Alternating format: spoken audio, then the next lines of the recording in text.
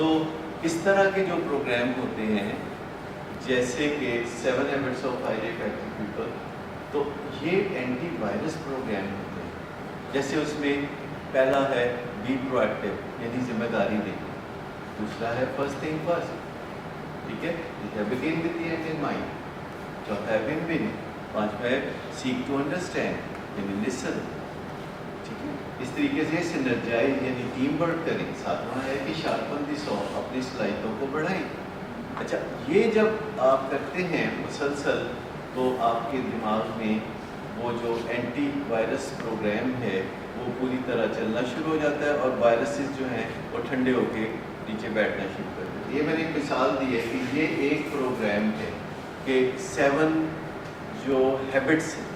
پھر کئی جگہ آپ نے پڑھا ہوگا 9 اسٹیپس ٹو پروگریس، کئی جگہ کچھ لکھا ہوگا ایک 10 اسٹریٹجی فلانا ٹمکانا. ایسے بے شمار اینٹی وائرس پروگرام آپ کو مل جائیں گے جو اگر آپ کمپیوٹر پہ جائیں، انٹرنیٹ پہ جائیں اور لکھیں کچھ اسٹیپس ٹو پروگریس یا فلانی اس طرح کی باتیں لکھیں گے تو یہ سارے پروگرام آنے شروع ہو جائیں گے. جو آپ کو امپریس کرے اس کو لے کے اس کے مطابق چلنا شروع کر دیں. سو یہ جو obsessions ہوتی ہیں، یہ جو compulsions ہوتی ہیں، ان کے لیے اینٹی وائرس پروگرام ہوتے ہیں جو کہ اسٹیپس ٹو ڈو ہوتے ہیں. 5 steps to deal with the people یا کچھ اس طریقے سے چیزیں جو بیچ میں آتی ہیں. سو کچھ سمجھ آئی آپ کو؟ اس سے آپ کیا سمجھے کہ ہمارے دماغ میں یہ جو بالکل obsessions چل رہی ہوتی ہیں، یہ جو غلط خیال چل رہے ہوتے ہیں، جو کہ ہسٹوریکل ہوتے ہیں، جو کہ ٹریڈیشنل ہوتے ہیں، جو کہ کلچرل ہوتے ہیں. جیسے اگر کالی بلی آگے سے گزر جاتی ہے تو آپ کے ذہن میں کیا خیال آئے گا؟ گھر سے نکلتے ہوئے کالی بلی آگے سے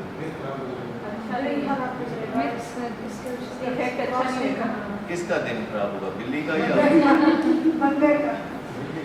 اگر بلی کا نہیں خراب ہوتا تو بندے کا کیسے خراب ہوگا؟ ٹھیک ہے. سو ہمیں اسی طریقے سے کوئی فگر تو بلکہ یہ میں سوچتی ہوں کہ یہ لوگ اس طرح سوچتے ہیں بہت بری بات ہے، ایسا نہیں سوچنا چاہیے. لوگ واپس گھر بھی چل جائیں، گھر سے پھر تھوڑی دیر کے بعد چکر لگا کے کچھ دعائیں پڑھ کے پھر واپس.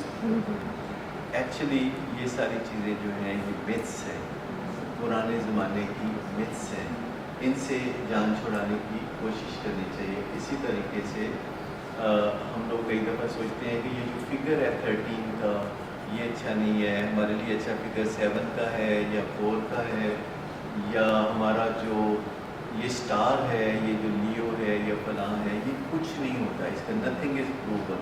یہ ساری کہانیاں ہیں کہ کوئی ہمارا کسی مہینے میں پیدا ہونے سے ہمیں کچھ فرق پڑ جائے گا، ایسا کچھ نہیں ہوتا. سب سے پہلے یہ چھوٹی چھوٹی چیزوں میں سے نکلنے کی ضرورت ہوتی ہے کہ نہیں، یہ دنیا کاز اینڈ افیکٹ کی دنیا ہے.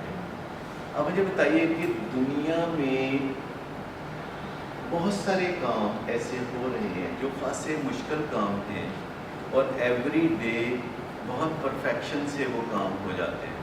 ان میں سے ایک کام جہازوں کا ٹیک آف کرنا اور لینڈ کرنا ہے. آپ کے خیال میں یہ کتنا مشکل کام ہے؟ تو جتنا فریکوینٹلی ہو رہا ہے اس سے لگتا ہے کہ شاید اتنا مشکل نہ ہو، لیکن نو ڈاؤٹ بہت مشکل کام ہے. اگر آپ سوچیں کہ ایک 1000 ٹن وزنی جہاز جو زمین پہ دوڑتا ہوا ٹیک آف کر جاتا ہے آسمان کی طرف اور پھر لینڈنگ بھی کرتا ہے اسی دن کے دن 24 آورس اور سیف لینڈنگ کرتا ہے، اور دنیا میں یہ فنومینا 10 لاکھ دفعہ روزانہ ہوتا ہے. 10 لاکھ دفعہ.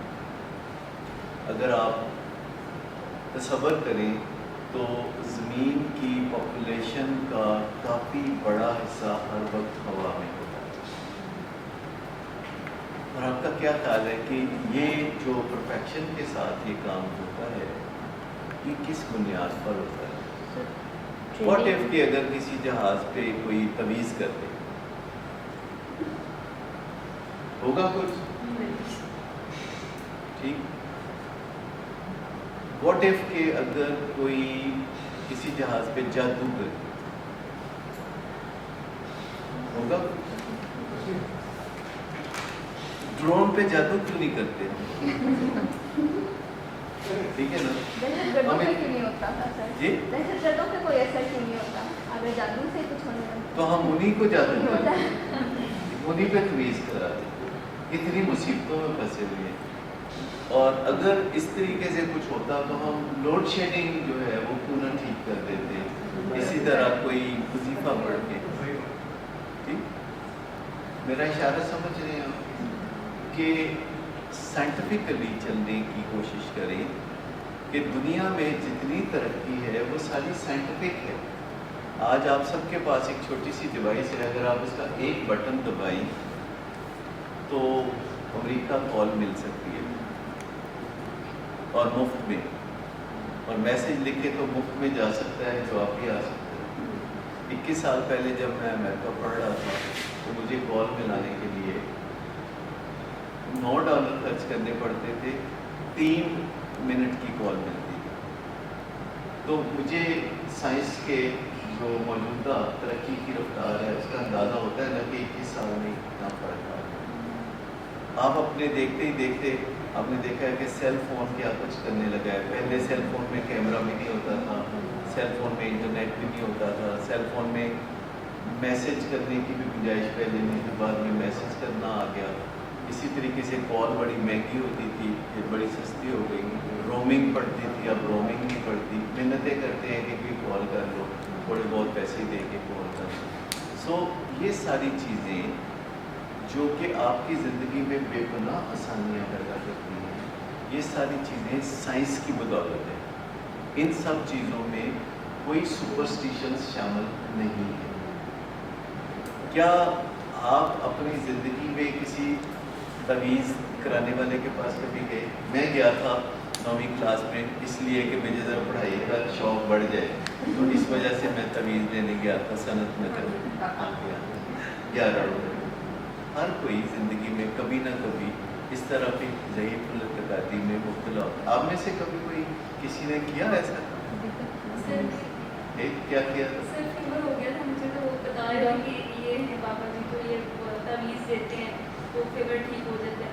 तो उनके घर गई तो उनकी मिसेस को ऑलरेडी फीवर था, तो वो कहती है मेरे मतलब कि अम्मा थी, उन्होंने बिठाया तो वो कहती थी उनसे पूछा आपका क्या हाल है, तो कहती है मुझे बुखार हुआ है ना, तो वो कहती आप भी तवीज़ ले लें, कहती तवीज़ों से ठीक होना होता तो मैं कब की ठीक होती, क्योंकि 5 दिन हो गए। सो इसका मतलब है कि ये चीज़ें जो हैं ये अब पिछले ज़मानों की चीज़ें हैं जिसमें इंसान मसरूफ़ रहने के लिए, आसरा लेने के लिए, सहारा लेने के लिए ये सारे काम करता था। वो जिसे कहते हैं कि फारिग रहने से तो अच्छा ही है ना, चलो कुछ नहीं ले। जब कोई इफ़ेक्टिव रेमेडी नहीं थी, जब कोई मौसर तरीका नहीं था, तो इंसान कहता है कि चले बेकार नबाश कुछ किया कर, पजामा और डेढ़ के सिया कर, कुछ ना कुछ जैसे ये काम इस वजह से लोग पहले करते थे। पर्सनल ग्रोथ जिसकी हम बात कर रहे हैं, पर्सनल ग्रोथ, और क्या पहलू है जिसमें पर्सनल ग्रोथ को हम मैथमेटिकली जान सकते हैं? The most crucial part of the personal growth, most crucial part of the personal growth. अच्छा फील करना शुरू कर दिया। फीलिंग को तो हमने डिस्कस किया कि फीलिंग को मेजर करना शुरू कर दें, फीलिंग को बेहतर बनाना शुरू कर दें। जब फीलिंग को मेजर करते हैं तो विल पावर से भी उसे बेहतर बनाते हैं और अपने थॉट्स पे काम करके भी बेहतर बनाते हैं। हमने घर में माँ बाप से कुछ मांगा, उन्होंने नहीं दिया, हमारी फीलिंग ख़राब हो गई, तो फिर हम इसे अब कैसे बेहतर बना सकते हैं?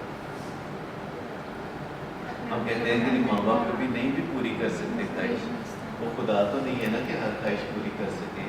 चले कोई बात नहीं, आज इन्होंने नहीं की ख्वाहिश पूरी, आज बर्गर नहीं खिलाया, कल खिला देंगे। तो अपने ज़हन को समझाना, अपने ज़हन को समझाना, इसको CBT कहते हैं। अपने ज़हन को समझाना, कैसे समझाना कि अच्छा देखिए आप अपनी जो भी आपकी नोटबुक है उस पर गोल दायरा बना लें, बड़े से बड़ा जितना गोल दायरा बनाना।